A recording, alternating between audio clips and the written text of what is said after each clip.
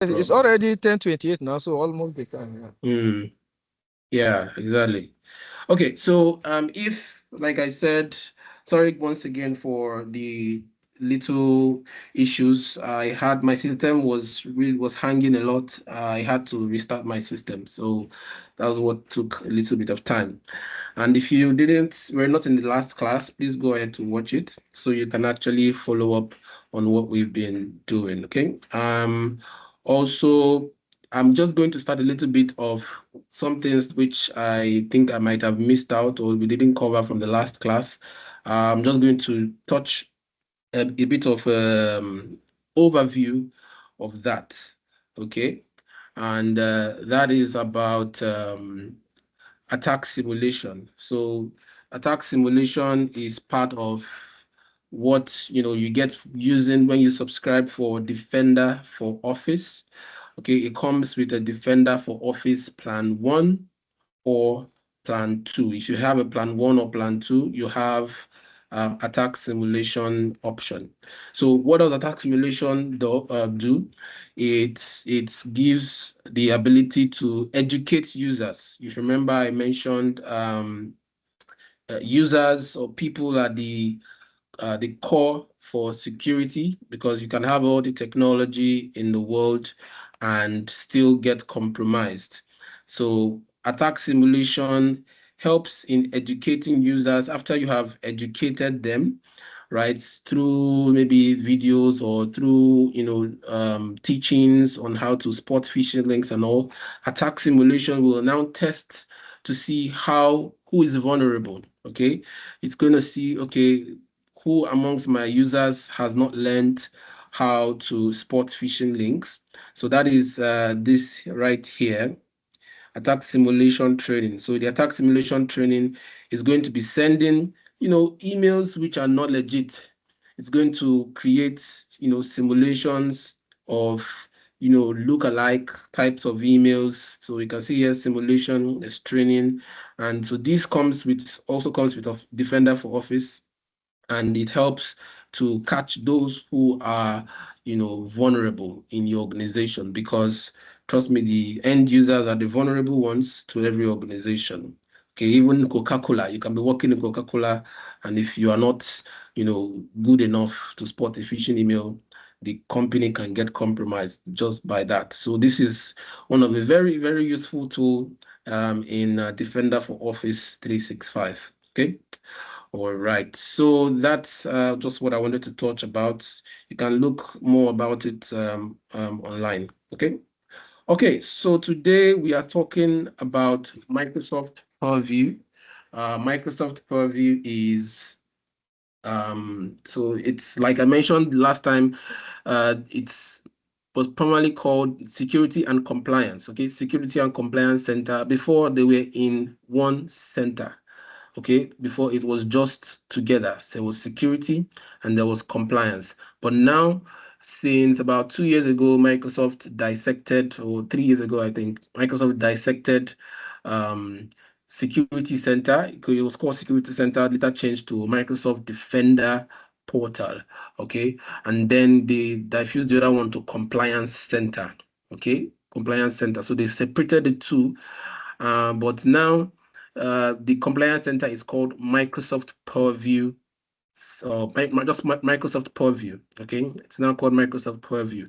So it's the compliance side of it. So the compliance is majorly for managing governance, data governance, and compliance. If you are in any organization, your organization, especially for well-known organizations, maybe not in Nigeria, because Nigeria is still, we are there, but we're not there. We don't take compliance really serious here. But in well-organized countries like Europe, compliance is very important. Your company must be compliant with city rules. Okay, if you are in Germany, the rules in Germany, you must abide by them with the organization. Then the rules in Europe, your organization must be compliant with them. Okay, and the same thing applies for your own company's compliance. So all these things you set them up in the Microsoft Purview Admin Center. Okay. All right. So we proceed to introduction. So this is a unified data governance platform. Microsoft Purview Admin Center integrates governance, compliance, and security into one centralized platform, efficient management. It simplifies administrative tasks. Okay, so this platform, helps you to, do lots of tasks that can actually be, take lots of time, because there's lots of things. Okay, there's lots of things which people in the past, they have to do it manually. For instance, this risk mitigation, people have to do some of these things manually, one after the other. So it helps in simplifying your task, managing them all in one place. Okay.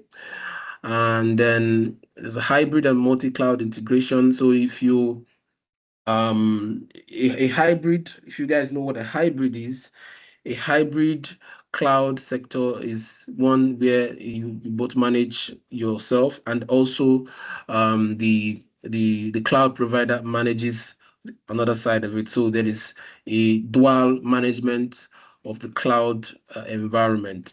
So it helps in integrating different cloud infrastructure. If you have just on-premise, if you have a cloud infrastructure, all of that, it helps with the integration for it. And if you are unmuted, please, if you're joining in, please ensure you are on mute. Okay, thank you.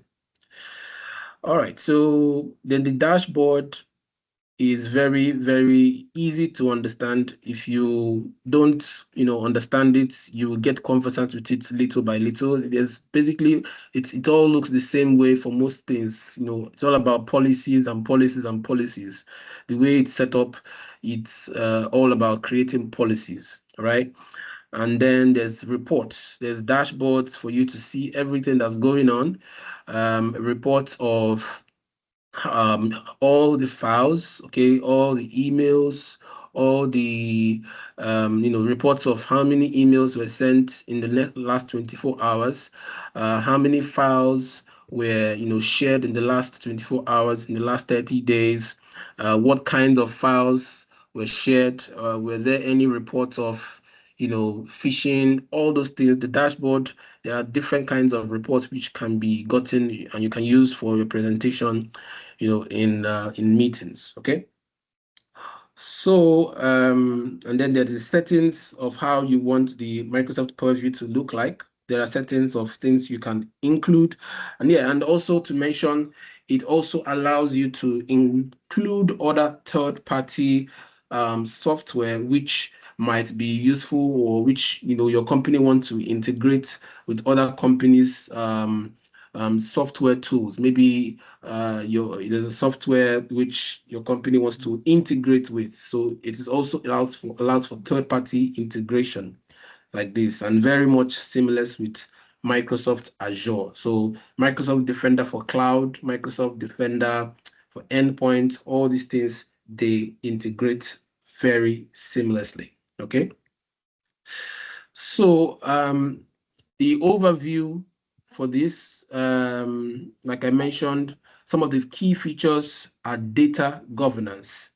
Okay, data governance. How do you govern data? This is a very key aspect in an organization, because there are some roles, right? There are roles, for instance, what we call GRC. It's called governance, risk, and compliance. If you work as a GRC, this is something that you are going to be using very much. Okay, it helps you to govern how your data is being used. If, for instance, you someone gets to leak out an information, or sends out a credit card, right? Send out a credit card to someone outside the organization. Okay, how do you manage that?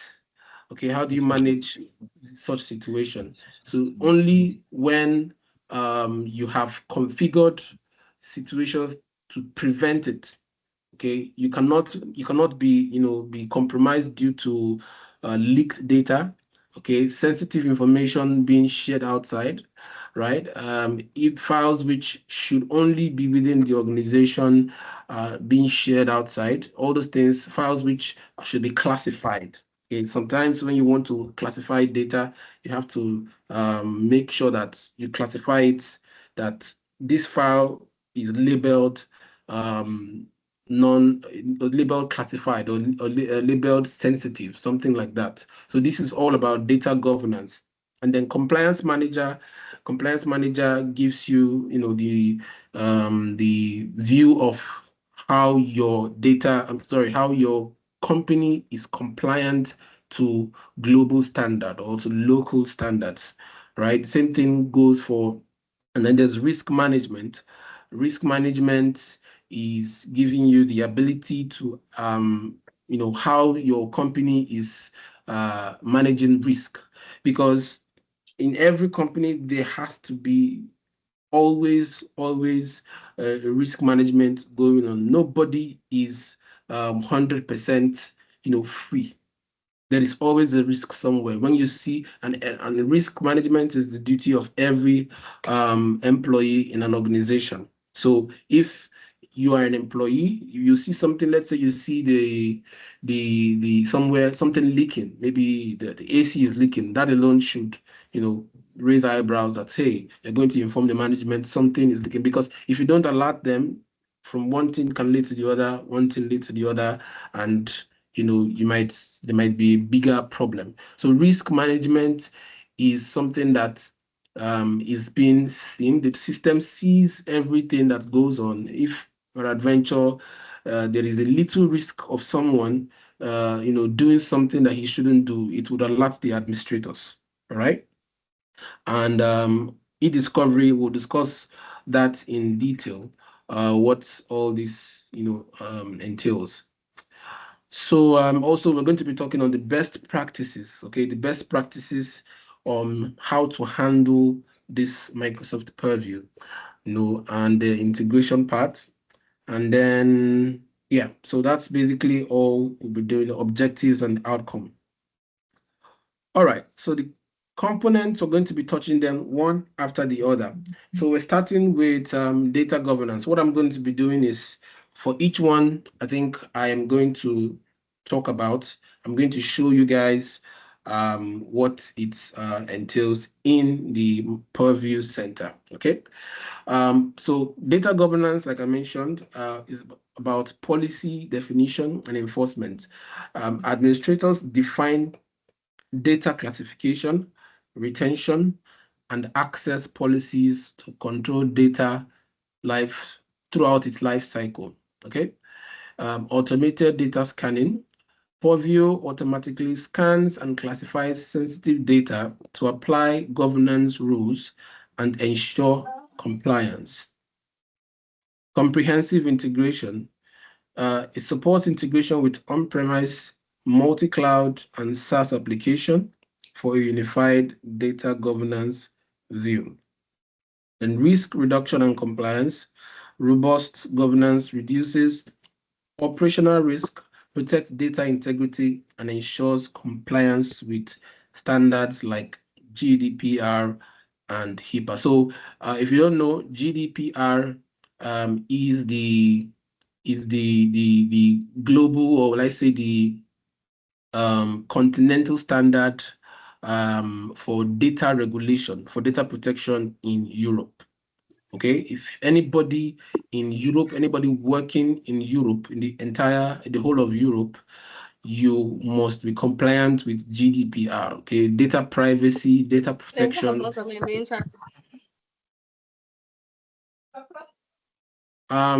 Anybody just joining in, please mute.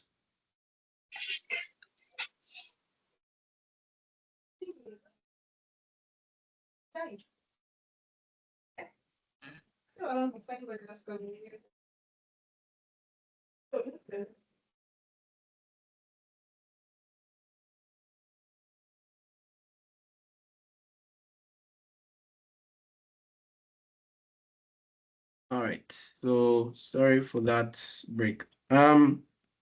So what was I saying? I was talking about GDPR, and yeah, it's something. It's for majorly people that live in Europe. Your organization must be compliant with that in any way. So in any way that your company does not comply with it, it can actually be fined. Okay, HIPAA is for medical institutions in the United States. If you have a hospital, if you own any health institution in the United States, I think it applies to Canada as well. I'm not sure, but you must be HIPAA compliant. So everything that HIPAA has, I think like one of it, for instance, is that every person's medical record must be kept for at least 30 years. I think yes, that's one of the things. So all these things has to be compliant. If your organization does not comply with it, your organization can be fined. So your organization checks all these the compliance center checks all these settings to ensure that your organization is HIPAA compliant. So let me just delve into what we've been talking about. So here is, again, the admin center, and here you can see the two of them, security and Purview. So I'll click on Purview, or if you want to access it, you can just type purview.microsoft.com. Okay. Here, so once you enter, it is going to tell you get started. You cannot go to the classic because the classic has now been retired, which is the compliance center. So this is the Microsoft Purview Center. You know, Microsoft, one thing that is very, very, very, one thing that is very key in Microsoft is that things will keep changing. See this view, this just came in sometime, was it, I think the beginning of this year or the beginning of or middle of last year, right? And that's when this started. Before it was not like this, and before it had a different outlook. So Microsoft, one thing that is consistent with Microsoft is that they keep changing. They keep changing. In the next 5 years, I'm pretty sure things will not look like this. It's going to be different from the way it looks. So Microsoft is consistent with change. Okay, so this here is the Purview, and you can see there's Home, Solutions, Agents, Learn, Usage Center, Preview, blah, blah, blah. So this is the background of how the Compliance Center is. So here, for instance, we have Compliance Posture Status, Trial and Recommendation, Knowledge Center. Yeah, there you have it. So there's lots of things to delve into here. So here we're talking about the data governance. So if you click on solutions here, for instance, you see there's lots of them, right? There's lots of them. There's audit, communication compliance, compliance alert, compliance manager, which we talked about, data catalog, data lifecycle management, and all of this, right? If you click on explore all, it's going to bring them all for you to look at. So we're going to stick with data governance. Okay, so data governance here gives you details about two things: data catalog, and data lifecycle management. This here, data catalog, is majorly for helping to access or show you is like creating an inventory. Let me use that word, right? Like an inventory or like a library, or for which your data should be accessible. Okay, so you create an inventory whereby your data should be accessible. So it's like creating a catalog of data, so of which your users should be able to access some of these things. Although there is permission for everything, right? There's permission for everything. The ones which you can access, you should be able to access it, and the ones you cannot, you will be denied access, right? And for the Where is it? For the other one, this one is the one that is mostly used. Data lifecycle management. Data lifecycle management here gives an overview of how you manage your files. So you may be in a situation, let's say there are files which I have a client, okay? I have a client that the client wants everything, all the communication, all the files shared between us nobody should be able to open it. Okay, even though somebody gets access to it, the person cannot open it if the person doesn't have the right account. Okay, so that is how you can classify data from here. There's lots of things that are here. So first of all is retention labels. So you can label a file, you can label a document. Okay, you can label documents, pictures, images, anything. You can label them from here, and then you can label them with different things, right? There is what was the word? There's different options, like trying to remember the label options. Okay, you know what? Let me just check this here now. There's options to check. Okay, I think I'm on the wrong side. Okay, so the label here, you try to put it so that you can use it to label a particular file. So whatever you create, okay, you create the label so that it can be retained. So the retention label for this one, I think this is the wrong one. I'm actually the wrong one. Retention labeling is actually for how long a data should be retained. Okay, how long a data should be retained. This is for records. Remember, I talked about HIPAA compliancy, right? Whereby for people who have health institutions, they make sure that every data or every file of any patient must be retained for a certain amount of years.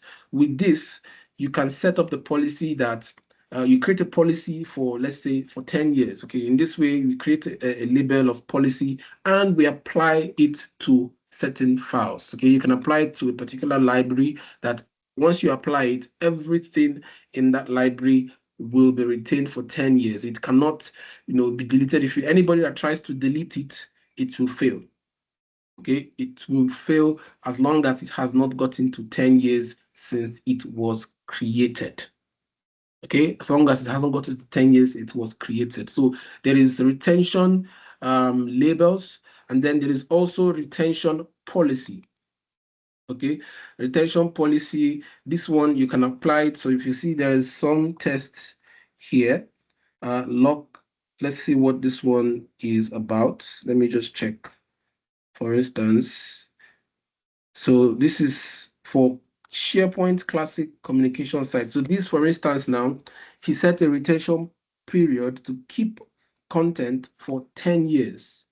Okay, so what he has set up here, and he applied it to SharePoint Classic communication site.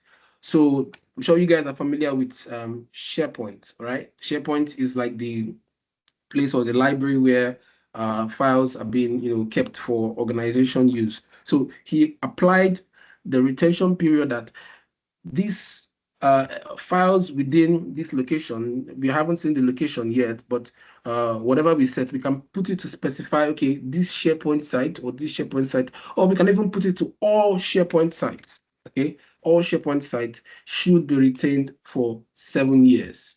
So this is how you create them, all right? And then you apply the label. So the label here is this one that's he put up here, okay? This one, you can see there's also, this one is for Teams. I think, let's see what setting it is. So it can be applied across every application, Teams, SharePoint, OneDrive, whatever it is. It will be applied that if that file has not stayed up to the period which you set it for, you cannot delete it. Even if you try to delete it, it will still be recoverable.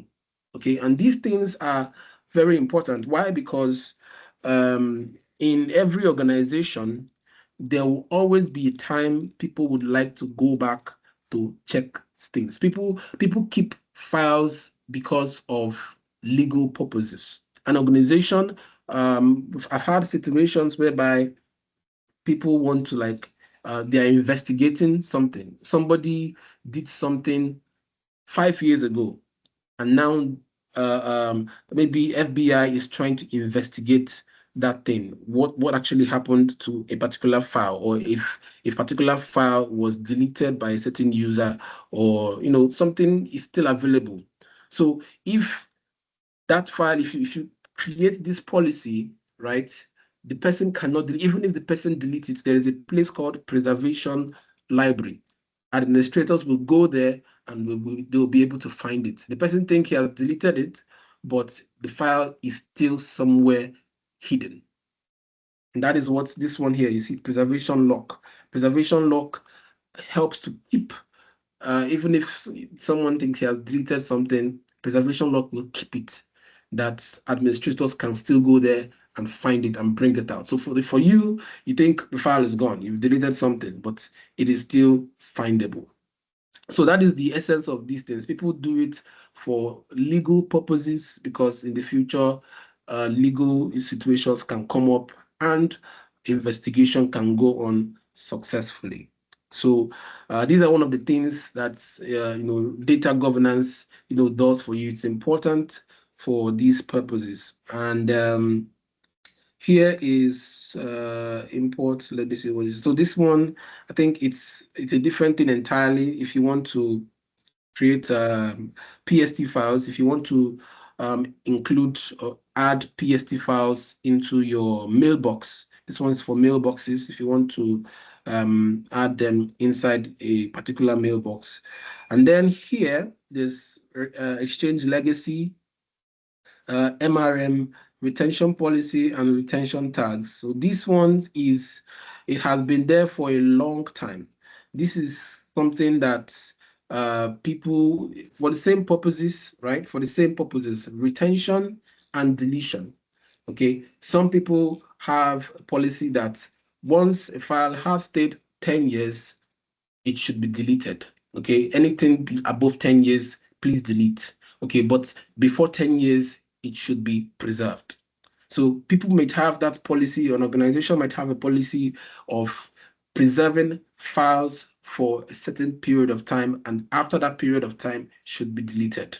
So these are some of the things which organizations do, or for compliancy sake, you have to set it up for your organization to be compliant. If you are working in the health sector, financial sector, all these things have to be, put in place to make sure your organization. So this one, for instance, is for, you can use this for improvisation in situations whereby your mailbox is filled up.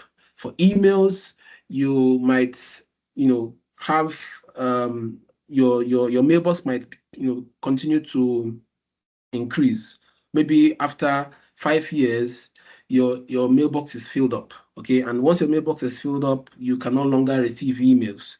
Okay, with there's something we call in-place archive. You can create an archive mailbox, and you can set something that emails that are maybe emails older than 3 years should move to my archive.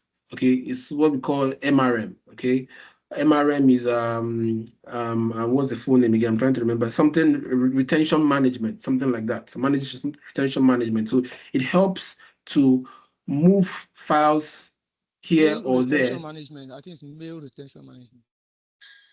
Yeah. Thank you for that. So it helps in managing files, how you want to move files across. If you want to move files here or there, so however you want to manage it and the period you want to set it to, that is what the MRM does for you. So if you can see here, personal 1 year move to archive, I can say that, okay, I can set this to a particular mailbox, that once a particular email has actually stayed for a year, it should move to my archive, right? So it can free my mailbox. And also I can put it that, okay, once email has stayed for a period of time, it should be deleted. So these are some of the things. You create the tag and the policy, there you have it. And then we have what we call sensitive info types. So this is the one I was talking about for data classification. Okay, so data classification is how you classify a data, a particular file. A file can be said to be sensitive, right? You can create a file that this file is sensitive, and therefore every file that is sensitive should be opened only by the owner. Okay, only by the owner can this file be opened. Or you can classify a particular file as highly protected. Okay, there's different levels of file classification that can be set. So you can set these policies of file classification and apply it to different types of files. Okay, and there's also sensitive info types, files which may contain PII. Right. So if you know, there is, I don't know if you know what PII means, personally identifiable, what's the other one? Someone help me. You guys should know what PII is. What's PII? Information. Thank you. Personal identifiable information. Information. Thank you. So this is for files which may be very private, right? Files which may be private.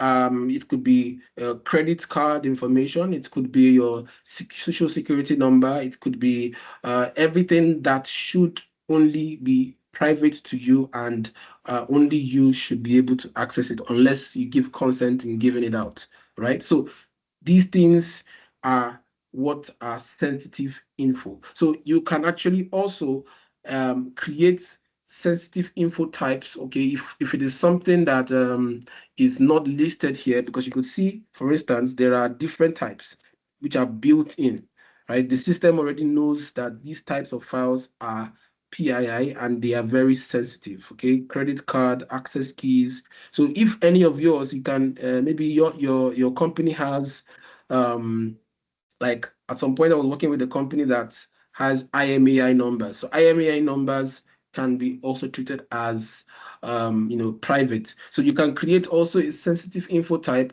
and you can create the string on how it should be detected. Once it obeys a particular string of data, like the format of which the data is seen, it should detect it. Do you understand? So you can create sensitive info types that once somebody has, created or has shared or has files containing that file in that format, it should encrypt it, or it should just, label it as this. So this is what all this is about. So it's everything about managing files and ensuring that they are preserved. Okay. All right. So let's go back to where we were. Yeah. So to the next one, data catalog and data map. So this, like I mentioned, it enables browsing and searching trusted data assets aligned with business terms and classification. So the data map provides a comprehensive view of data estate, capturing metadata and lineage for all data resources. Okay, so automated scanning keeps the data map current by continuously updating metadata and lineage information. And then compliance and insight. Transparency from these tools supports compliance, audit, risk assessment, and optimizes data utilization. So this part is not really used by so many, but it is also useful Why? Because you can use it to create, like a library, like a place where people can source data. So like the name implies, data catalog, right? A data catalog is a place where you could actually get to source data from and access it. So users should be able to access the data assets whenever they want to access them. Okay. So now we're going ahead to compliance manager risk, compliance management and risk management. So this is compliance manager offers a centralized dashboard to monitor regulatory compliance across the organization. And then templates for regulatory standards. It provides templates for standards like GDPR, ISO, and HIPAA to assess, improve compliance posture. Okay, advanced risk management tools. Risk management uses analytics and machine learning to identify insider threats, data leaks, and policy violation. Continuous improvement and insight. The platform tracks compliance scores, okay, compliance score, and improves actionable insights and enhanced security governance. Okay, so I think there's something else I also missed out yesterday, and that is the security score. Okay, secure score. Sorry, secure score. Secure score is also an important part, just like you have here compliance score.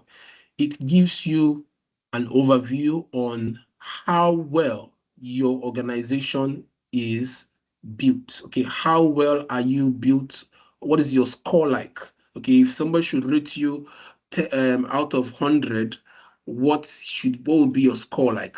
Okay, so secure score is, for instance, helping you to see how secure your organization is based on industry standards. So it measures up to 100%. Okay, so you would see what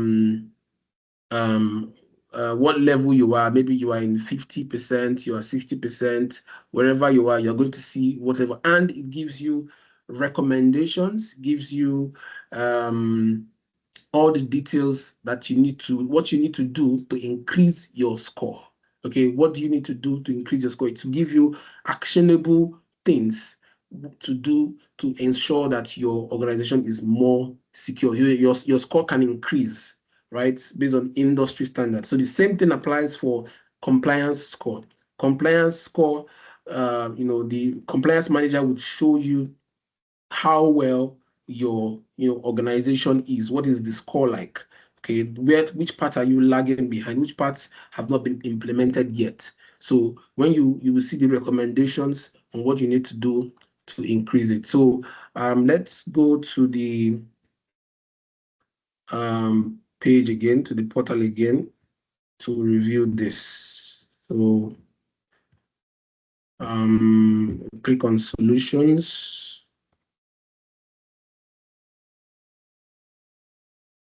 Okay, so risk and compliance. So risk and compliance, there are so many things in here, right? I think I'm going to come back. Let me finish with everything so that I know I'm done with this. Okay. Information protection and insider risk management. So data lifecycle protection, information protection safeguards sensitive data through labeling, encryption, and access control across its lifecycle. I think that's what we just saw previously. Insider risk detection, behavioral analytics detects insider threats by monitoring risky activities and triggering timely alerts for investigation. So there's insider risk that helps with doing the job of risk management. Excuse me. So the part where I mentioned about spotting risk, where something can be risky to the organization. Okay, insider risk insider threats would actually show you that. And then Combining information protection with insider risk management forms a dual-layered defense against internal and external threats.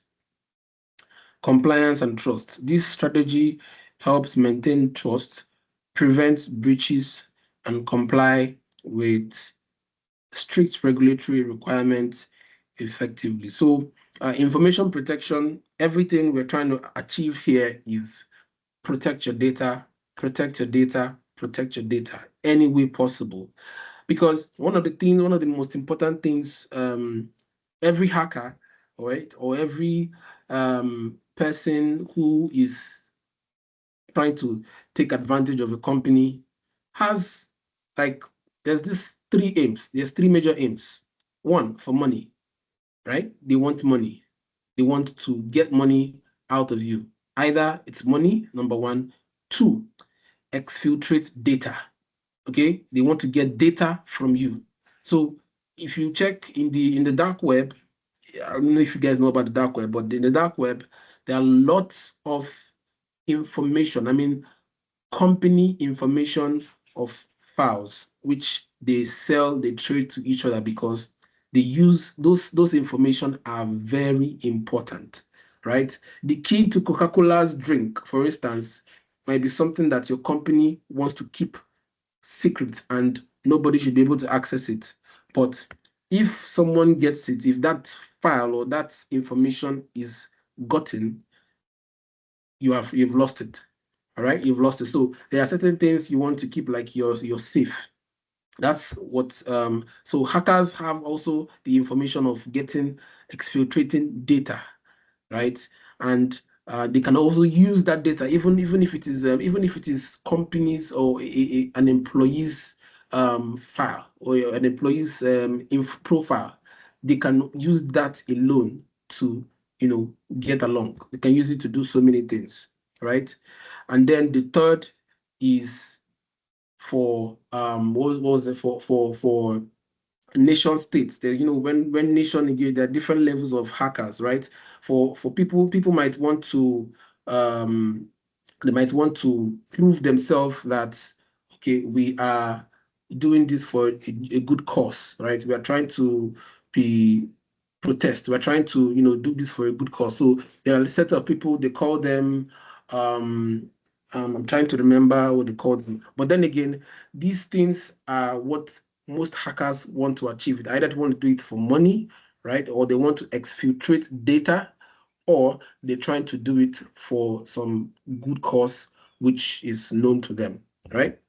So advanced features and benefits, eDiscovery and audit. This is a very key part as well, which I'll be sharing with you guys. Comprehensive data search. eDiscovery enables efficient search and retrieval of relevant data across multiple sources for investigation and compliance. So again, for investigation purposes, whenever you are going through an investigation, eDiscovery is your go-to. Whether you'll be working with the FBI, or you'll be working with the police, you'll be working with anyone, right? For legal purposes, just investigating to see something that went on, eDiscovery is the place to go to. Okay, audit logs tracks user activities, policy changes, and access events to support forensic investigation and compliance audits. So as long as you use an enterprise license, I think if you are using a business license, for instance, business basic, business standard, and premium, and business premium, you have to ensure audit log is turned on. But as long as you're using enterprise subscriptions, enterprise organizations, audit log is turned on by default. All right, it's turned on by default. So this audit log is very, very important. On several locations, people have worked with, like, they couldn't do anything. They are going through somebody left the company, for instance, and the person deleted some things, right? And the person deleted some things, deleted some files, and the person left the organization. And then you're trying to investigate this person, what he did wrong. Again, guess what? You go to audit logs and you see that you have not even turned it on. So this is the very key part, because once it is turned on, every single operation that is going on in the organization, whether it's you're signing into your Teams, you're chatting someone, you're sending a message to email, any whatsoever the activity that you're doing inside a Microsoft application. Okay, even if you're doing it outside, okay, the record of doing it outside, to send outside, will be recorded. So once this audit log is turned on, irrespective of the application in Microsoft 365, it is recorded in the audit log. So it's a very, very key tool for investigation. Enhancing compliance and accountability. Together, eDiscovery and audit features improve transparency, reduce legal risk, and support regulatory compliance. Okay. So, benefits for organizations. So some of the benefits are that Purview helps organizations maintain regulatory compliance through streamlined governance and policy enforcement. Also, it helps to consolidate data insights, improve visibility, and enables informed decision making. Also, it helps reduce complexity and costs. Purview streamlines governance processes and multiple tools. Okay, risk mitigation. Its advanced analytics supports risk detection, data breach, and prevention, and audit readiness. All right. So those are some of the benefits. And then we're going to implementation and best practices. So integration with Microsoft 365 and best practices. So Purview integrates with Outlook, Teams, SharePoint to enforce governance and compliance consistently across Microsoft 365 tools. So like I said, everything is integrated. Whatever you set in the Purview Center is implemented in every application. Outlook, Teams, OneDrive, anyone, SharePoint. Data inventory and governance. So these are some of the things that you should do. Conduct comprehensive data inventory and define clear governance policies to ensure effective data management and compliance. So leverage automation and data classification and risk detection to streamline compliance enforcement and reduce manual error. So this is telling you that one of the best ways, right? One of the best ways to use the Microsoft Purview is with the use of automation. All right. There's something we call Microsoft Sentinel. This is a little bit out of the scope, but Microsoft Sentinel gives you the ability to automate tasks.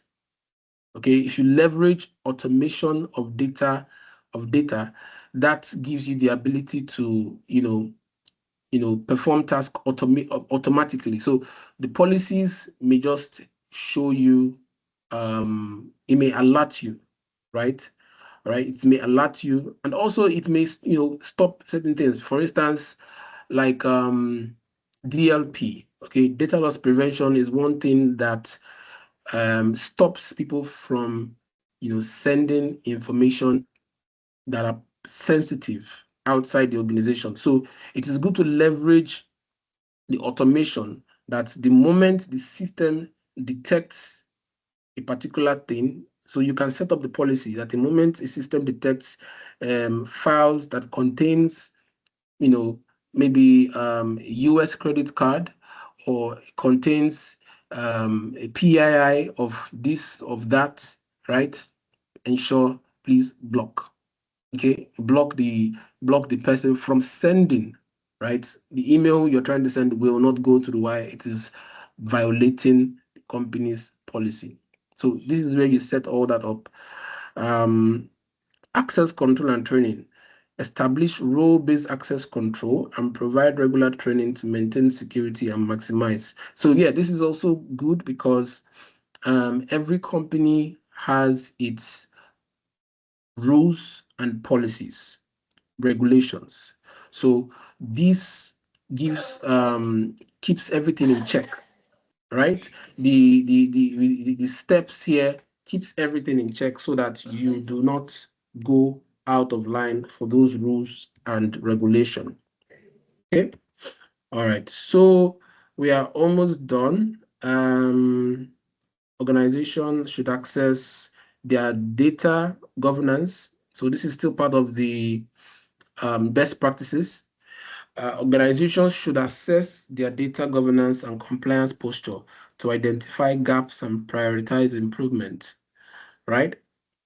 Steps, setup and configuration. Setup involves configuring data sources, defining policies, and enabling monitoring tools for effective governance. All right, ongoing monitoring and regular reviews ensure compliance and adaptation to changing regulatory requirements. All right, there's also a part called Q&A. This Q&A session addresses specific queries to provide actionable insights on Purview deployment and integration. So yeah, that's it. So I'm going to be, let me just go down to where we are.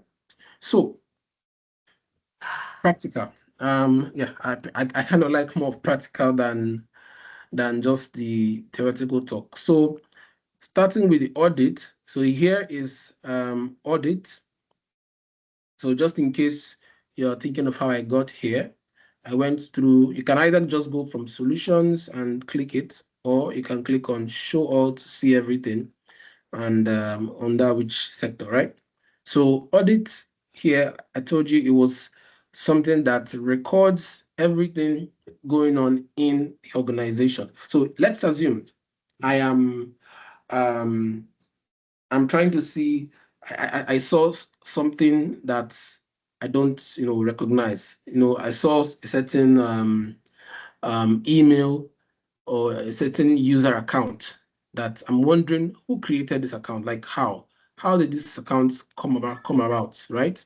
Or somebody sent an email and I'm wondering who sent this email. This person said, no, I'm not the one. No, who said, I'm not the one. I'm not the one.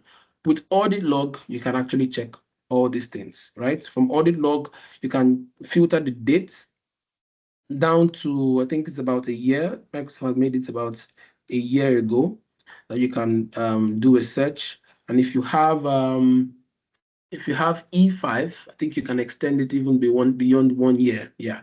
If you have E5, you can extend it beyond 1 year. So you can choose the date of what you are searching about, maybe in November, for instance, and up to today.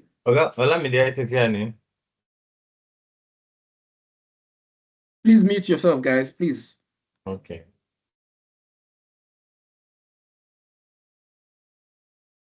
So, like I was saying, you can filter the dates of what you're trying to search for, and then the friendly name. So this is the part where we choose what we are trying to do. So you can see in the audit, there's lots of features: accessed file, changed retention label, checked in file, deleted file, right? This is everything that happens in, for instance, in SharePoint. You accessed the file, you checked in the file, you deleted the file from recycle bin, you downloaded the file. Okay, this is one very important part because, for instance, a file which from an organizational setting, you don't want your users to access something outside of the company's network, right? You don't want them to access something outside the company network. So if they downloaded a particular file and maybe they moved it to their Dropbox, okay, you can track all these things from here. If someone downloaded the file, you can see what the person downloaded. If you choose that option and then you do the search, you're going to see it within that period. Okay, so there's lots of things you can actually search. Also, the rules policies which were created, policy rules,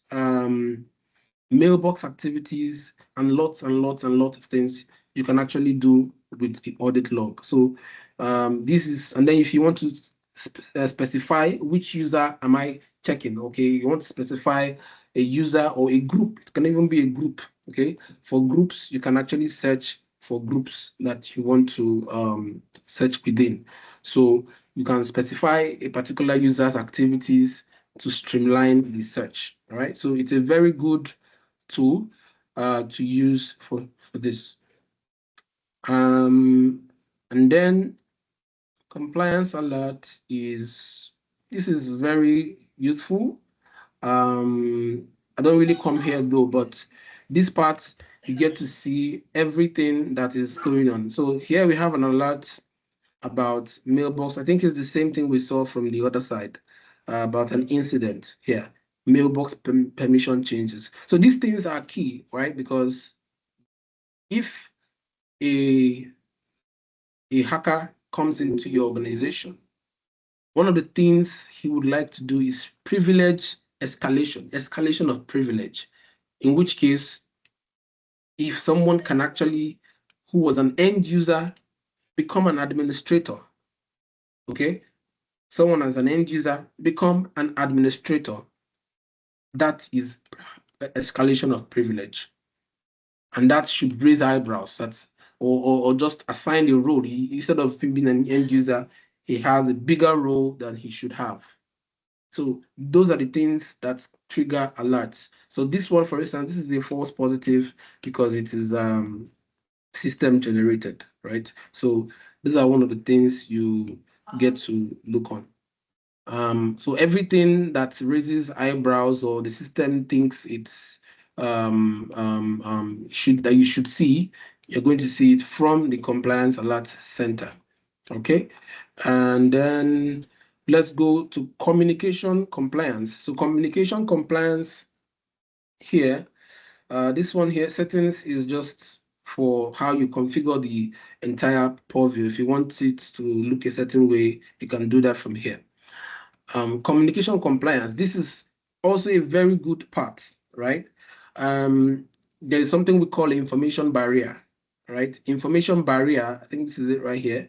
Information barrier, I can set it up that anybody who is in HR should not be, okay, I think that's a bit too strict, but let's say anybody in accounting, okay, anybody in accounting should not be able to talk with anybody with in IT. Yeah, let me use that. Okay, IT and accounting should not talk together. So, or I can put it that if you are in this group, you should not talk in this group. You should not be able to talk to, I mean, Teams. This is Teams I'm talking about, Microsoft Teams. If you're trying to chat someone, okay, the chat will not go through.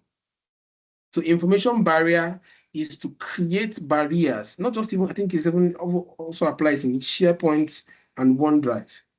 If you want to restrict communication, right, between and collaboration between two people or two departments or two different sectors, you can do that with information barriers, because that is sometimes done to prevent, to prevent access to certain things. You have to segment. Is a very good security feature. It's called segmentation. Okay, that way you segment communication so that data cannot be leaked. Okay, so this is one of a very good tool that does that job. And then let's go the way back to the others. Compliance manager. So we talked about compliance manager. Compliance manager gives you the ability to see your score. So I talked about the compliance score. So let's see. You can see here, our compliance score is 33%.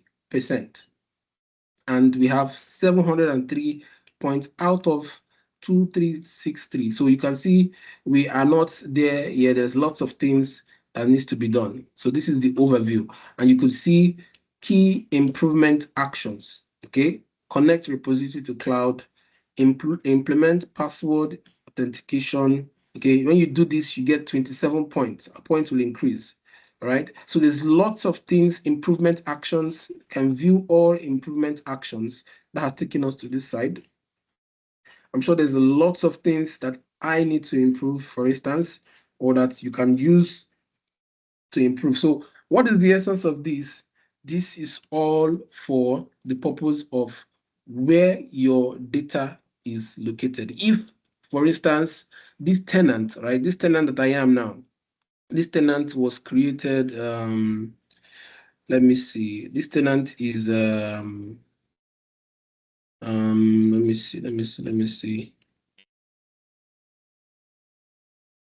This tenant is,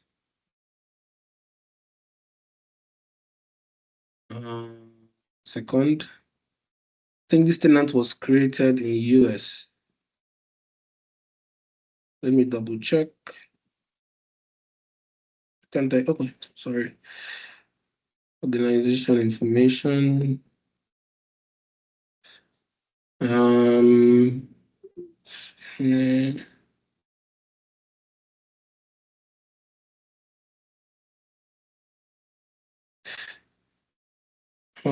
Billing accounts. So I think this tenant was created in the US as an address, because you can only choose one country, only one country you choose. So, but what I'm trying to say is whichever country that the data is located, because when you create a tenant, you choose a location, you choose a country, and that country is where your data will be stored. And as long as that data is stored within that location, every law, every governance policy, everything that relates to that region where the data is stored, your organization has to be compliant with it. So all the improvement actions that we see here, it is because they are bound to create compliancy with our region, okay, to the region where it is created. So that is why you see these options to increase our compliance score for this region. Okay. All right. Please, guys, please mute yourselves. When we are done, you can ask questions. Okay.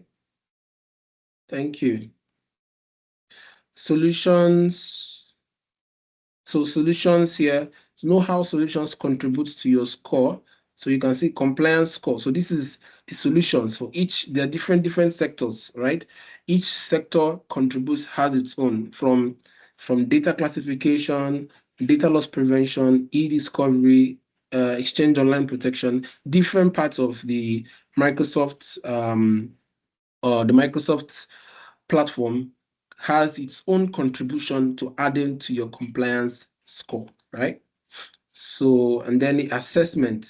So you can add assessment. So also one of the things to do, you can actually assign this job. Okay, you can assign it to someone to do. Okay, you can assign it for someone to complete these tasks. Okay, all these tasks, all this improvement action can be assigned, and once it's assigned to someone to do, once the task is done, you know, the person submits. So that's why there's segregation of roles for this. So there you have it. There's lots of other things there's regulations, policies. So you can create a policy here.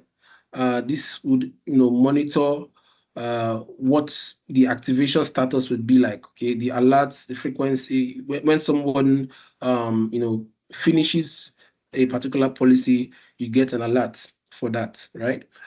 So, and then there's alerts and there's reporting. So reports is going to give you, say, view detailed report. So if you want to maybe share this with your organization, you can download it. I think there should be an option to download. Yeah, I haven't come to this part, but most reports, there are places where you could, download the reports to use. Okay. And then you can use it for your presentation. Downloaded in either CSV or Yeah, I think also in PDF format. Okay, all right. So let me just go through this, explore all. And then eDiscovery. So I mentioned eDiscovery. eDiscovery is for the aspect of trying to do a search. Okay, it kind of works similarly with Audit, but then again, eDiscovery is Audit gives you access to Audit gives you access to data. No, sorry, not data, record. Yeah, let me use that word. Audit gives you access to record, whereas eDiscovery gives you access to the data. So let me put that again. Audit gives you access to the records. eDiscovery gives you access to the data. So what am I saying? Let's say there is a record of a user sending certain emails and doing certain things. I can check the record of all the user did from Audit. Okay, but if I want to get a particular data from the user's computer, I mean existing data, right? Everything that is currently within the system, even the ones that have been moved to purges. For instance, you delete something from your deleted items, right? There is a place it goes to called purges. With eDiscovery, you can retrieve it. So I think I mentioned about this before, that when you set a mailbox, or anybody's mailbox is on retention, is on hold. Okay, there's something we call litigation hold. Okay, litigation hold, for instance, helps in preserving a user's mailbox even though the user is deleted from the company. Litigation hold or legal hold helps in keeping or preserving that user's mailbox. And how do you get those content after it has been deleted? You get it with eDiscovery. So eDiscovery helps you in getting data, access to data that the company, that the organization has kept, for anything, even the ones that are currently in the user's, PC, whether it's files on SharePoint, OneDrive. If you don't want to log into the user as, username and password, accessing those things, you can come to eDiscovery and look for everything that you need. Okay, so that's what eDiscovery does for you. And also, it's good for cases you want to search and pull out the data yourself without saying, okay, let me log into your account and pull this out. You can just go through eDiscovery and pull out that which you're looking for. It's good in situations whereby someone has been, let's say someone, situations where someone sent, that situation where a user is compromised, right? And the hacker now starts to send lots of, bulk emails, spam emails to so many people. Okay, he sends lots of bulk emails, or he sends it to all the users in the organization, because that's what they do. They would come and compromise one person, and they will send it to so many people. Okay, so you can use eDiscovery to look for the subject. Okay, because it will be one particular email that's the hacker has, one particular subject of email he sends to everybody. You can look for the subject of the email, and once you can say, okay, if this email contains this subject, right, and it is coming from this user, okay, pull it out. And for all the results that you get, you can delete everything. Okay, you do that with PowerShell, but with eDiscovery, you can find it. So eDiscovery is very good it works hand in hand with audit logs. So it's very important for situations like this. All right. So we'll go to, let's see the other ones. I think we already handled this one, record management. This is all about the files. Yeah, we already done all of this, files and policies and what have you. And then I want to talk about DLP. So DLP, data loss prevention, right here. DLP, which is data loss prevention. This is the part that helps you to preserve sensitive information from going out. So I think there's a misconception people usually feel, or people usually have between DLP and sensitive labels or retention labels or sensitive labels. So sensitive labels or sensitive policies, okay, which you apply to a file, which you apply to documents, help you to identify the document, right? But DLP helps you in preventing those files from being sent across. Okay, so DLP does more of like the automation work because you create a policy to do the work. So this is one of the ones we have here. Let's see what this is. US financial data. Okay, you want to create a policy, you do it from here. So let's look at this, for instance, DLP policy. Okay, like I mentioned, DLP is data loss prevention, preventing loss of data. Okay, so this, for instance, US financial data helps detect the presence of information commonly considered to be financial information in the US, including credit card, account information, debit card, and what have you. The location, so it detects all email accounts in mailboxes, detects in all SharePoint sites, all OneDrive accounts, Teams accounts, even Defender for cloud apps, that is all web applications, okay, applications that you have in the organization, it also detects inside there, okay? So let's see, let me just edit it and see what it is. So you're going to see everything that's inside it. All right, so this is when we set it up. And let me just click next to see all the settings. So this is like the admin units. So this is where you apply it to everyone. And here, choose where to apply the policy. So if you see here, apply to Exchange. If I uncheck this, that means mailboxes are out of it. Okay, if I uncheck anyone, it means it's out of it. If I want to specifically, or maybe I want to exclude, I click on this here to exclude a particular group or a particular person. All right, I think it's only for groups anyways. So that's how, if you want to also you want to make it a particular person, right? You want to make it specific, you make it specific groups right here. So that's all about this. Same applies to Teams and OneDrive. So this is the customized advanced DLP rule. Let me bring this. So low volume of content detected. So content that contains any of these sensitive info types, credit card, US bank account number, ABA routing number, content is shared from my organization with people outside, okay? Shared from here outside the organization. So if before you do anything, you want to send an email and it contains any of these things, right? It will do what? Action, notify users with email and policy tip.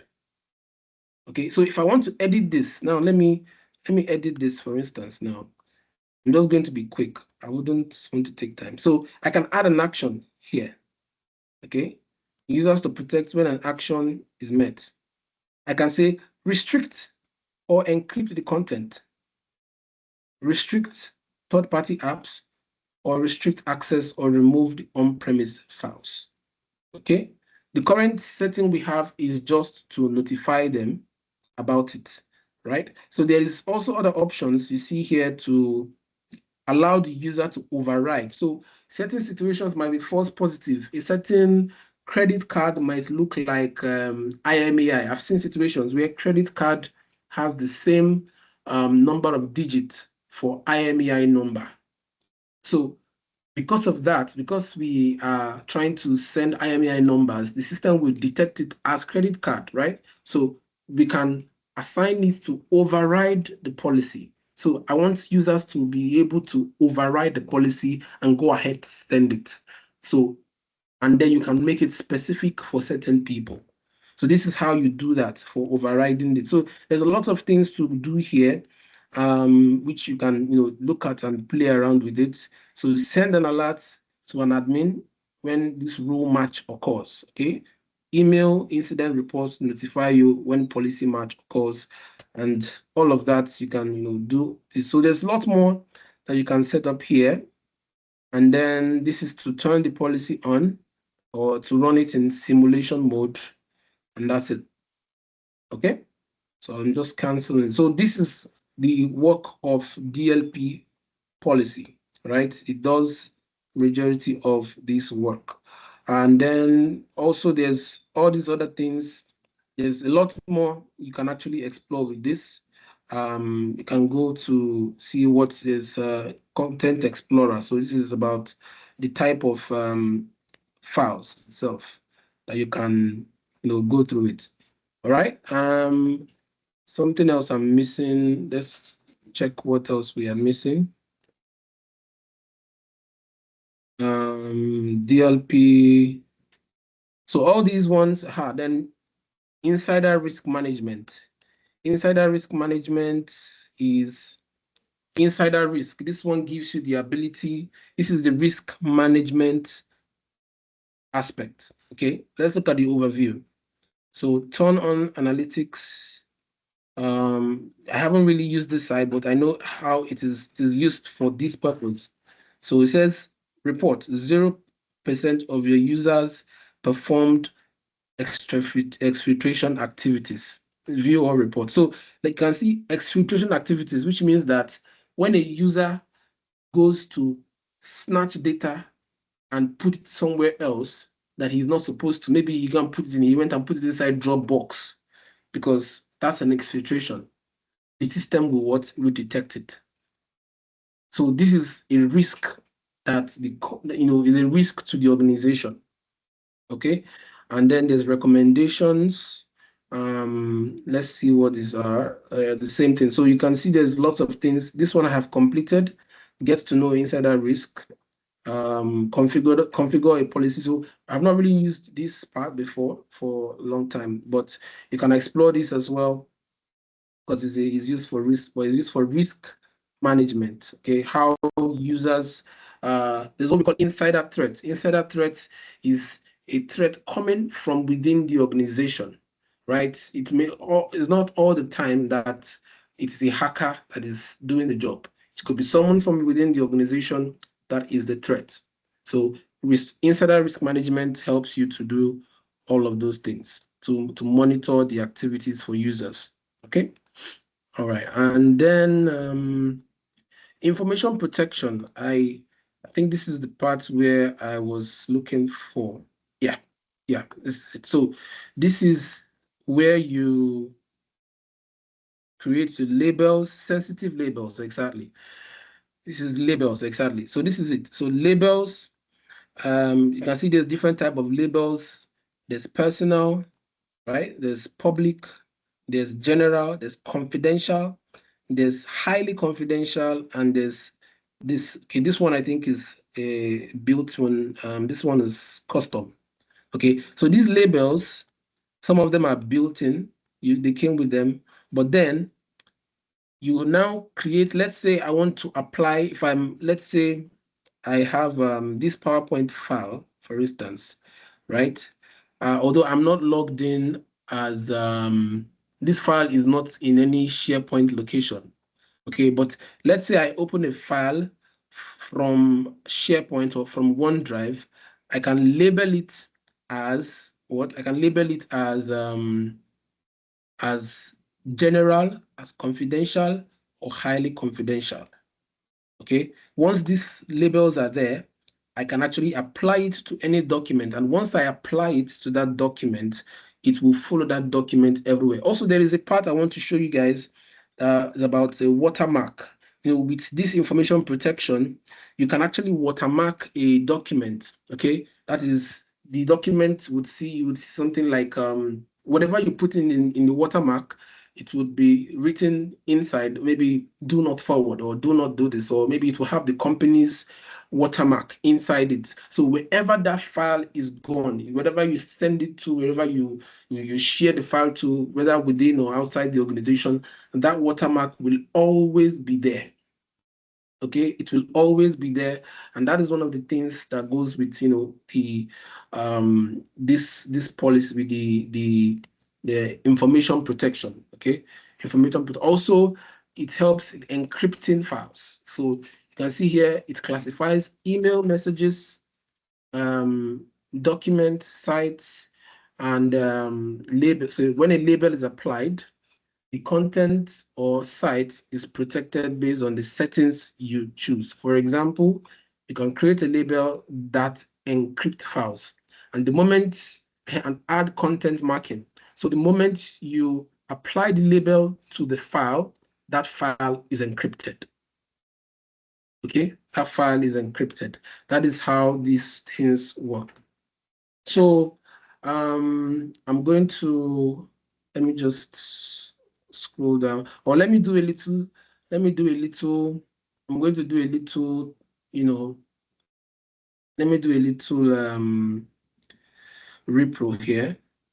Let me just go to one of my files. I think I haven't done a repro since, so let me just use this opportunity to do one of it, okay? So let me, I'm going to be doing for this one.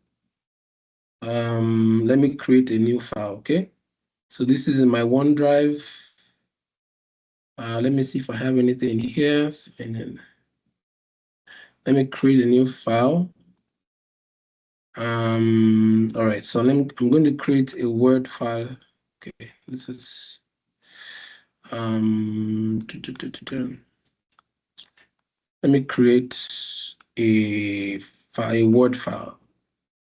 All right, and I'm going to apply these labels. So these labels, once they are created, as you can see, they're already created, right? It will be visible for most users. Okay, let me pull this out of the way. All right, so this is a file and this is a test. So, but then again, you have to ensure that you have the right permissions. Permissions have to be there. It's a test file for confidential purposes. Okay, so now I want to save this file. Okay, so in here, there is this part here. Let me click on it. This is editor. 1 second.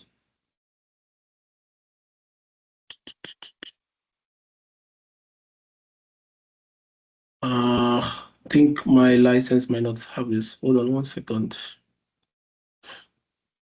I might have to make the changes to apply to myself, but I think I haven't done that yet. Yeah, just a second. So let me use one of them, okay? Let me first of all do this.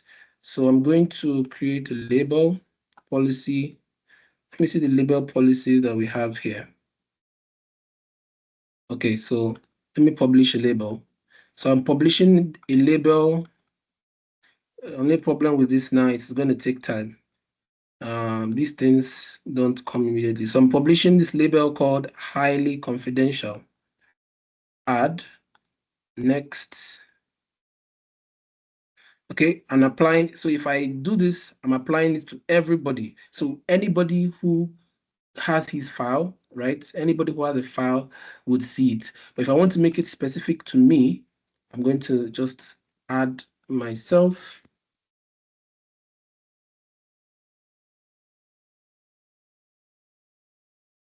Okay, so I made this label, published only to me. So only me will have to see this policy, this label policy, whenever in all my files. So configure settings for the label included in this policy. User must provide a justification to remove the label. So this means that the user will need to provide a justification before removing the label or replacing it with another lower one. So if, let's say, you want to remove a label, maybe after I send it to someone, you want to remove the label, you must provide justification before you can remove it, right? And then this is require users to apply a label to their emails. And so this is that whenever I apply this to a person, and this is to me, right? I apply this policy to me. If I check this option, okay, this will require that for every file, right? Every file I create, I will be required to apply a label to my emails and documents. All right, so that's what this option does. And then this one requires user to apply a label to Fabric and Power BI, that is other Microsoft applications. Okay, so I can choose, let's say this one. Let me choose this one. All right, so apply a default label to document. Hold on a second. So there should be some default label, but okay, let's go to the next. Default labels, same as document. Actually, here you're supposed to be able to see label. Give me 1 second. Okay, I think it's just going to be the same one. Same as document, inherit from attachment. Okay, so apply a default label for meetings and calendars, apply inheritance with Teams. So all these, if you want this to be applied to meetings and calendars, you want this to be inherited in Teams meetings and calendars, you do it from here. Apply to Fabric, and then you give it a name. All right, let me give it a name, test label for confidential files. Okay, so you can see mine is the one that's selected. Okay, I can edit it. I can edit it also if I want to add other people, all right? So let me go back. And then you can see the summary of everything that you have here. Excuse me, and submit. Okay, so this is how you create them, and you can apply to, once this is created, you can apply it. So let me go back to the document. Well, it's going to take time for sure. And these things, they usually take time. So, but then again, what I wanted to show you guys is this label that we just published. After maybe about 30 minutes, okay, 10 to 30 minutes or 15 minutes about, let me just refresh if there's been changes. It's going to show up in this file for me to apply it to this file. Okay, so somewhere among this ribbon, you would see it. Okay, you're going to see the sensitivity. Okay, there's an option for sensitivity. And once you click on it, sensitivity, it is going to apply to the file. The same thing goes if you're doing it for desktop applications. For desktop applications, you should see that option showing up once it has been published. Okay, the label has been published. It should show up for you. Okay. All right, so this is more about that. Let me see if there's anything else we are missing. So there are other portals here. Microsoft Purview is one of the is a good choice, although I'm not going to talk more about it. Let me look for one other thing to test in. Okay, let's do a little bit of records management. Okay, let me do a little bit of data lifecycle management. Where is it? Yeah, this one. So for this one, I talked about, this one is about for retention policies and retention tags. So these policies, you can see there's 1 year archive, 3-year retention policy, 7-year delete policy. If I want to apply this to my mailbox, this is already created. Okay, this is already created. You have to create a tag and add the tag in the policy. Okay, for this one, for instance, the tag that is there is default 1-year policy, remove recoverable items to archive. So if I want to now apply this, for instance, this policy to my mailbox, I have to go to the Exchange Admin Center. Let me head over there.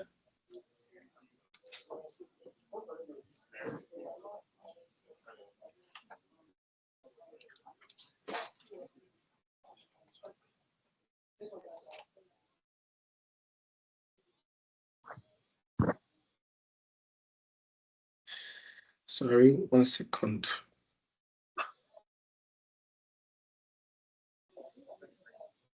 Why are you coming up now?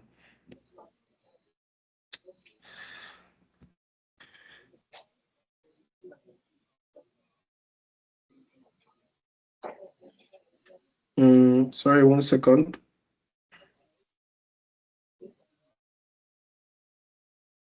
Okay, I don't have this. My other phone is not me.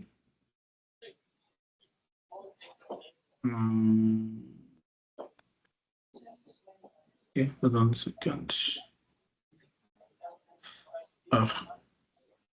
It's already opened.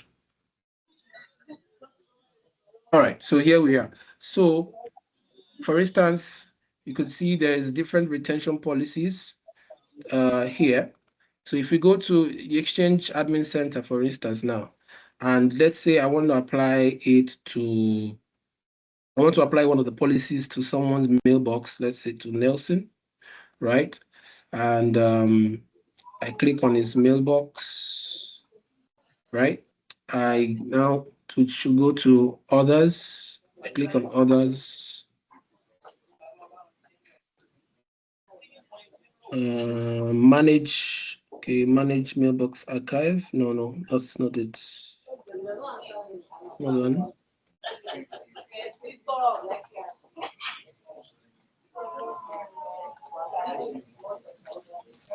Right here. So in mailbox, under mailbox, you can see there's sharing policy, address book policy, rule apartment, and then retention policy. So this retention policy you see here is the one that's here. So there's the default, currently is set to the default, but the default has too many tags inside. There's too many tags inside of it. So, but if you want to create a specific one for a particular mailbox, right, you can just manage and you can choose, can you see here, all of them show up here. And the moment I click it here, it will be applied to Nelson's mailbox, right? So this is one of the very simplest ways to do this. Guys, do we have questions? I can hear noises in the background.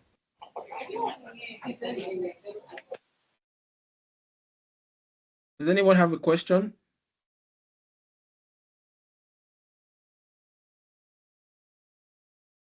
Okay.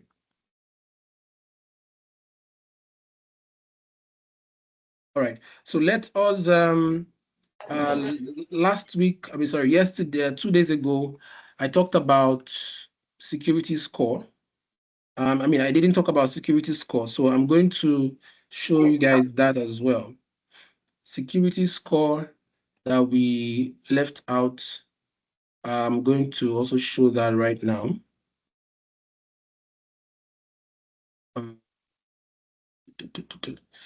So security score in the security center. Yeah, so right here under the exposure management section, security score, or secure score, secure score gives you the position you are. So we are what? 37.12%. So the same way it works for the other one, for compliance score, you also have Microsoft Secure Score. So the Secure Score also gives you the same, the same way there are recommended actions to increase your score, right? Recommended actions to increase your score. So this is here, enable multi-factor for all users. If you do this, it will increase, ensure this is enabled for all users. So there's lots of options here. This is very good. You can see there are ones here completed. This one's here, that means that I have done this. So there's tons and tons of options which you can do to increase your secure score. So right now I'm at 37%. You can check yours to see how many percent you are. So, but then again, it is all for the purpose of strengthening your security, to make sure that you are at an industry standard and making sure that your organization is taken care of. Okay. So that would be it, guys. That would be all. If you have questions, the floor is open. Please share your questions, either chat or you can unmute yourself now. Okay. All right. I see people's hands up. Okay, I'll start with Charles. Charles can ask you a question.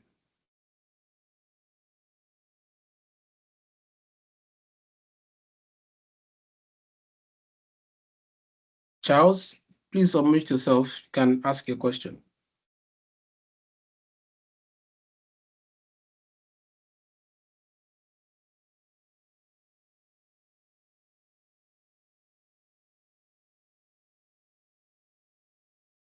Okay, I think his hand's no longer up. Philemon, Luca. Okay, your hands are no longer up as well. Any questions, guys? Anybody with a question? Yes, I'm here. Good afternoon, everyone, and thank you for this wonderful session.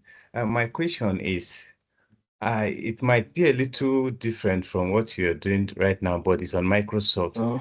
As Sure. a new IT personnel, you are employed to a new organization, and there is an existing account that you are to manage, and they ask you to, you are given the account to manage the Microsoft account as an administrator.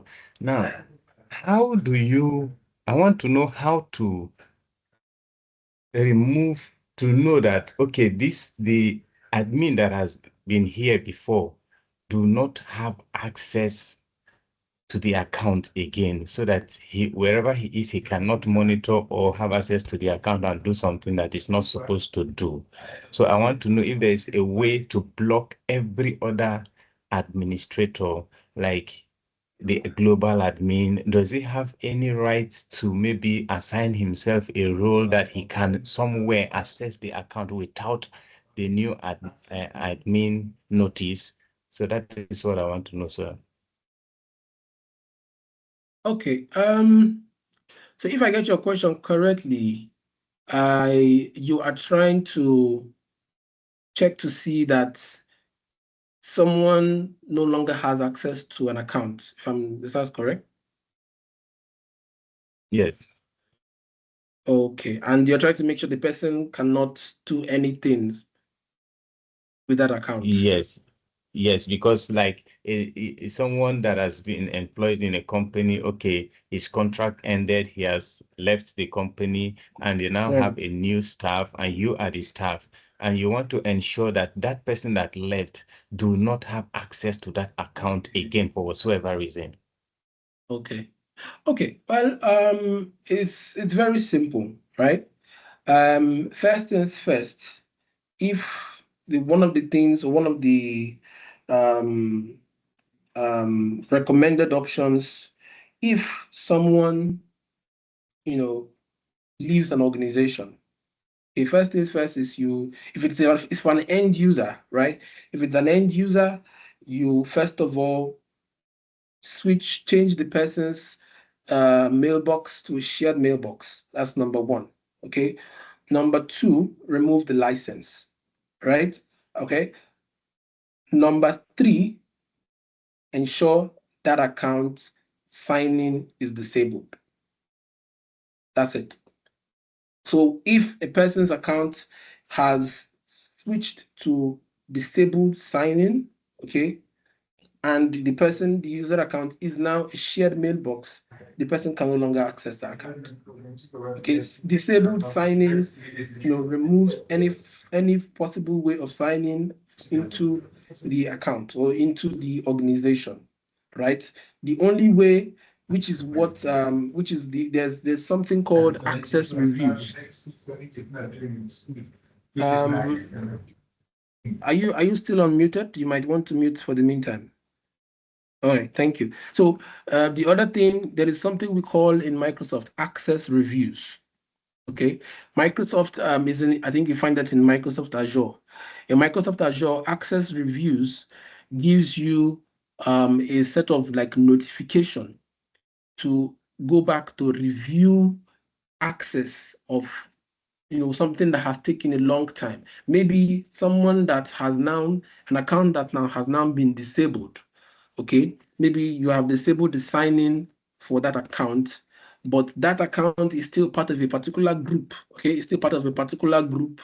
Here and there, Microsoft Access Review will give you the notice that, hey, this person is disabled, but the person has left the company, but the person is still part of a group here and there. So if there are groups which the person is still part of, Microsoft Entra Access Reviews will give you that notice. Okay, you find that in Microsoft Entra.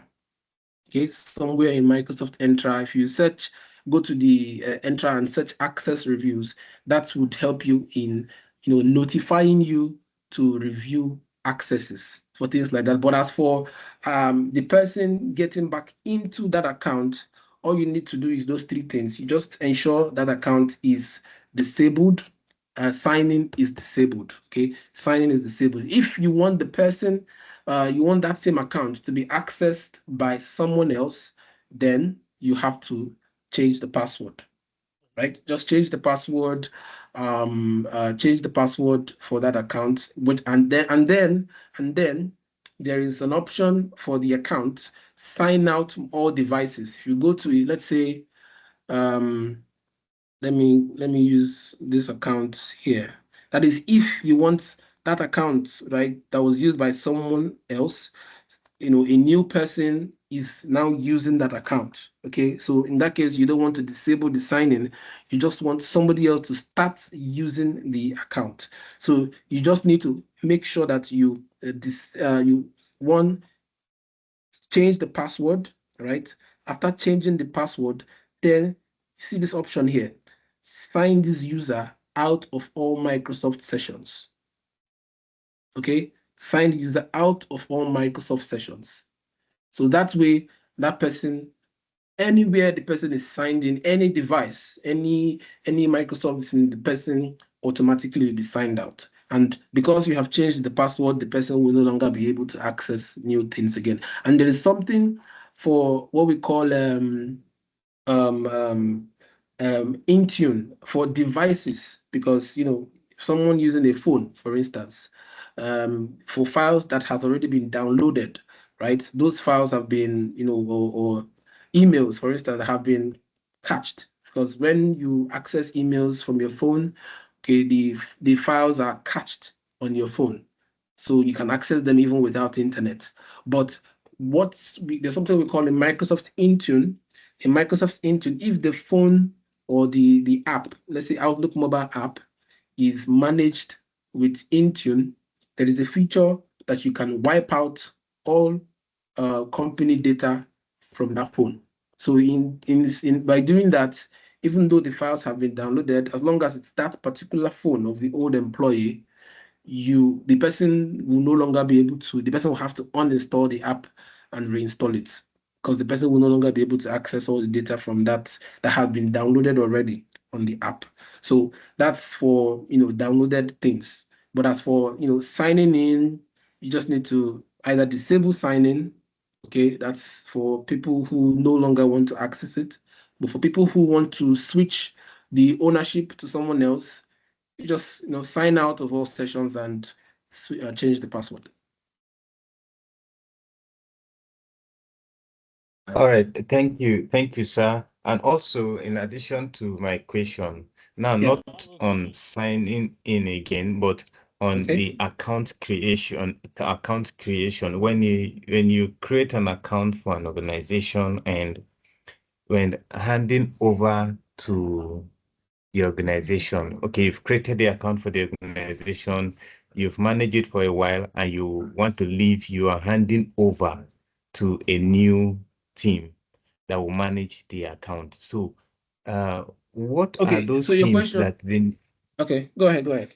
What are those things that the new team will request from you to get, so that, like, because I discovered that because I just applied for a new role since I started this trade, I applied for a new role, and there's this prospect, and so I want to be sure that the person managing this account, he created the Microsoft account for the organization. He did everything. Now he has no link to it whatsoever again to it, because he uses his Gmail. I think Gmail is an email in the creation, and he has his details on the account. So I want to make sure that everything is gone. Okay. So in the case of account or tenant creation, all right, because what you're talking about is the Microsoft tenant itself. Okay. If you create a tenant itself, yeah, that might be what an IT person would do. So in this context, whereby you are doing the outsourcing for someone, and you don't want, after you've done everything for the company, and now they want to take charge of its administrate and everything. So there is, first things first, the access to the files. So let's say this is just these two users, because when you create it, it is only that account that you created that will be there. So first things first, you give them this the login details to this, right? Which is the initial on Microsoft account and the password to it. And then what you were talking about is the technical notification, because when the account was created, there is a place for technical, the email address, right? The email address that was used to create it is likely going to be here, the technical contact. So this is where you probably need to check. For the technical contact, if you go to when you create the organization, the email address that will be receiving, emails, for instance, billing, things like that, you come to here, technical contact, and check for that. So once this, you have to change it to the at least the organization's own. It has to be the organization's own. Then every other thing is home and free. So that is where that part you were talking about is. Thank you very much, sir. I really appreciate it. Thank you. All right, you're welcome. I have a question. Yes, please go ahead. Please, you were explaining something, PII. I want you to throw more light on it again. PII. Okay. All right. So yes. Is there anything you don't understand, or you want me to just go over it again? Can go over it, it will be better. Okay. All right. I did not get it clearly. Okay. Yeah. So what I mentioned about PII, I said PII, personally identifiable information. Even it is not just something that has to do with Microsoft, is anywhere in the world, right? It is a security feature that every human being should be aware of. As PII, there are things pertaining to you that should not, that you should not share outside, right? It should only be you that have access to it, except you give consent to give it out. And these things translate to what? Someone's date of birth, someone's bank information, someone's address, right? Someone's house address should only be accessible to you unless you give it out, right? Someone that is prominent cannot just go out and start giving out his address to anybody. So PII are personally identifiable information that should be private. So when you have this information, that is why for every website that you are filling your information, at the end of it, at the bottom part of it, you will see privacy policy. They are assuring you that this data we are collecting from you, we will not distribute it without your consent. It will be private, it will be kept private because these are PII. So PII is what, when it is being disbursed, when it's being shared, it should be shared accordingly. It should be shared privately. Hope it's clear. Hope it's clear now.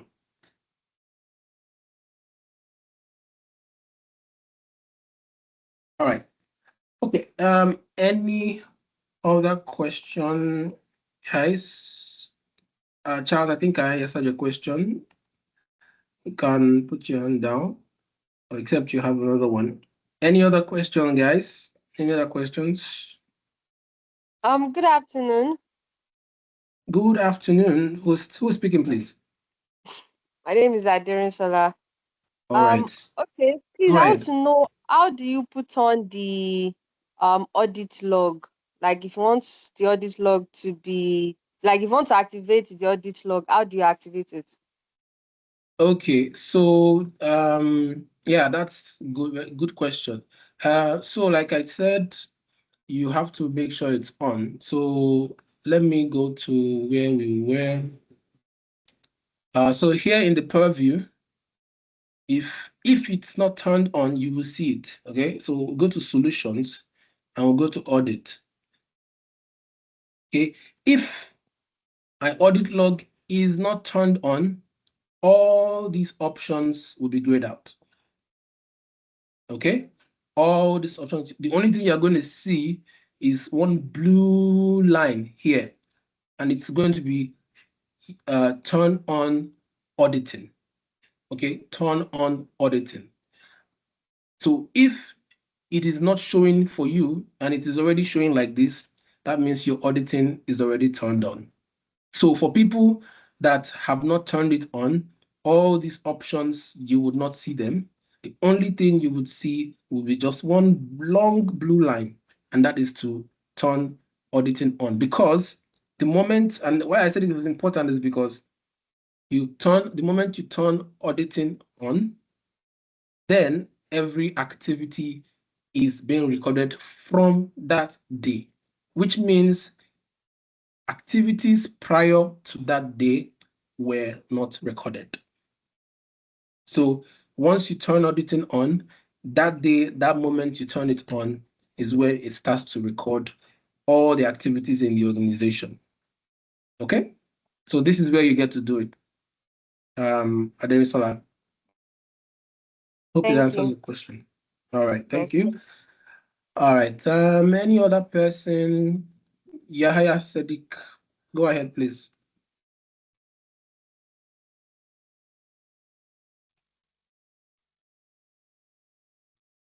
I think you're muted. You can go ahead. Okay. Oh, sorry. I was speaking while I muted. Good afternoon, sir. Good afternoon, everyone. Yeah. Yes.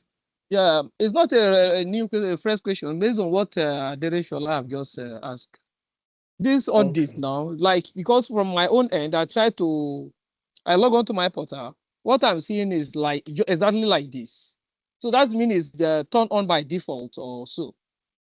Exactly. So turning off now, from where in particular can we turn off this thing now? Or yeah. Okay, so you don't really about turning it off. You have to use I think it's PowerShell. you have to use PowerShell to turn it off. Because okay. yeah, So you it's have like to use this by PowerShell. default. Okay. Yeah, so it's because of how important it is. Okay, Microsoft made it for enterprise. If you have an enterprise license, it is turned on by default, right? It is only those that start with business licenses that they may see that option to turn it on. So if you have an enterprise license, then it should be turned on by default for you. All right. Thank you very much. All right, you're welcome.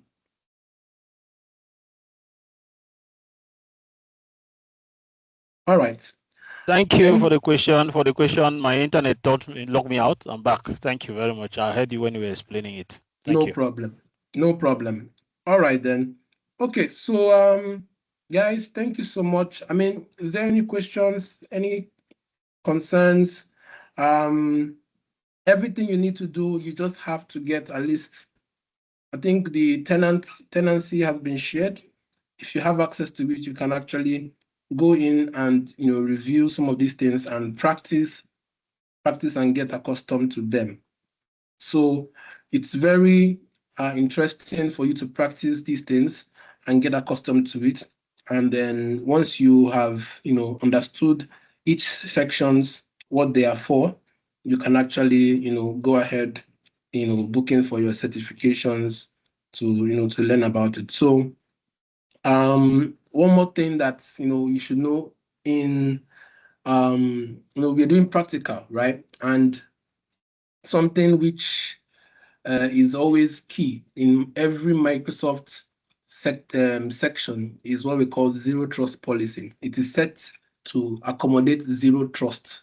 So zero trust, what I mean is that for every organization setting, the setting is to ensure that only whom access is allowed should be given to, and the minimum access should be given to the minimum person. So if I need to perform a particular task, okay, this is best practice, right?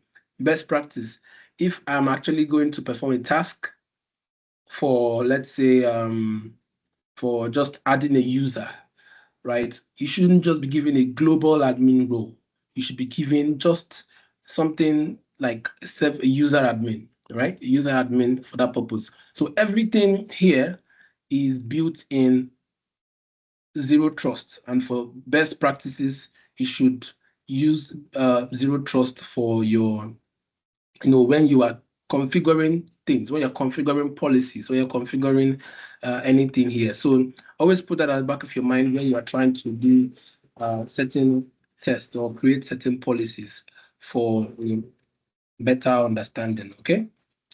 All right. So that would be all, guys. I mean, it's been great with working with you guys, and hopefully when Rafia is, I think she's busy with some other things.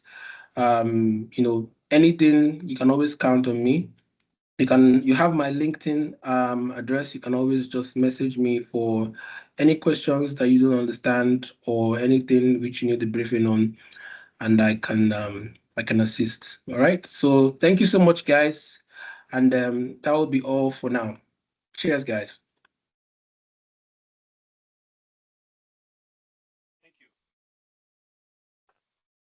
All right. Thank you. Thank you and bye-bye.